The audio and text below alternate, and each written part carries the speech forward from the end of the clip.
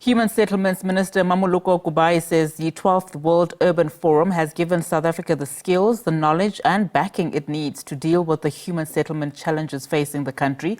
Kubayi was speaking during the closing of the week-long forum in Cairo in Egypt. Now, this year's theme focused on localizing the sustainable development goals by addressing pressing challenges such as inadequate housing, rising urban poverty and access to basic services. Our reporter Lerato Fekisi has more for us.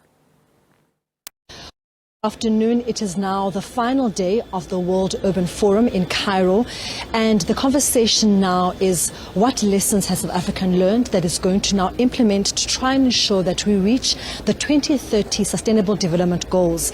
Yesterday we saw the signing of an agreement between the UN Habitat and the Minister of Human Settlement, Mmamoloko Kubayi, which will see a UN Habitat office being set up in South Africa.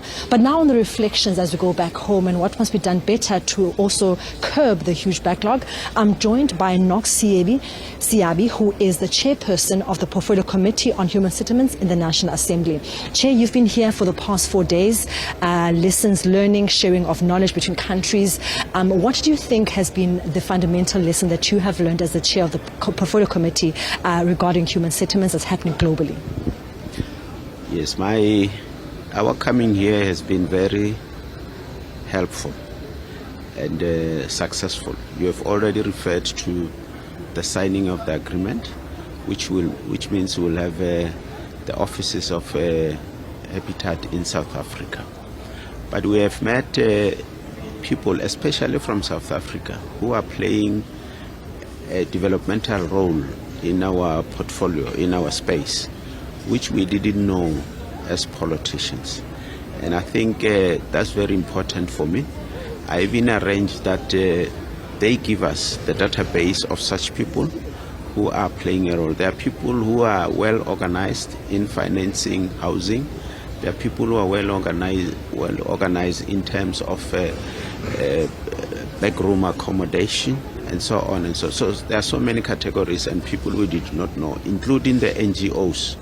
So I said we'll need to have a discussion with these people so that we know them, because as a national legislature, we are there to assist our people. We get information, we assist our people in our constituencies to know this information so that we are able to assist them, get assistance in terms of financing of houses and so on. But the main thing here is that as South Africans, I think people came to the stand of South Africa and patting us on the back to say, you really made it. The way you are dealing with the issue of human settlement, the way you are telling us, the way we can see the things you have done, you are really some steps far ahead of some of the countries that have gained democracy or independence long ago. So they really appreciate and they are ready to come and learn a lot. Our stand was visited by many people because they want to learn how do we do these things. A lot of people were surprised that we were able to build a house free of charge for a citizen in South Africa. So they said they will learn, they will come and learn a lot, and that's why they even appreciate that they will start having an offices from next year in South Africa so that we're able to transfer this experience to many of our people.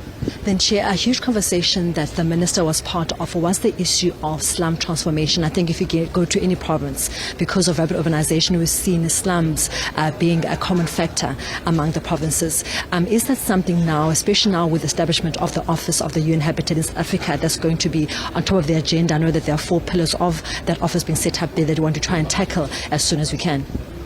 Yes, that is a serious thing. The removal of slums or shacks, if you may put it, I think it has been on our agenda. The Minister or the Department of Human Settlements, they have a special division that deals with that. And even when we do our oversight throughout the country, that's what we are focusing on, because it's important that we deal with this issue of slums once and for all. But it needs a lot of money. It needs a lot of, remember we're a democratic state, it needs a lot of money and it needs a lot of consultation because of our democratic principles. But with the experience we have here, if we were to take this experience and move forward with it, develop programs and policies that are relevant to our country, to our environment in South Africa, I think we'll be able to deal with it. Well, that was the chair of the Portfolio Committee on Human Settlements in the National Assembly, Nocks Seabi, just speaking on some of the take-homes that the Human Settlement Department now takes as they go back to South Africa, speaking about the importance of the establishment of the UN Habitat Office that's going to be based in Pretoria. That will see the set of countries in South Africa benefit from the UN Habitat Office, ensuring that they focus on informal settlements, climate change, financing in terms of the sector, but also saying now the key factors to ensure that programs that are really centered on transforming slums into formal settlements is a priority.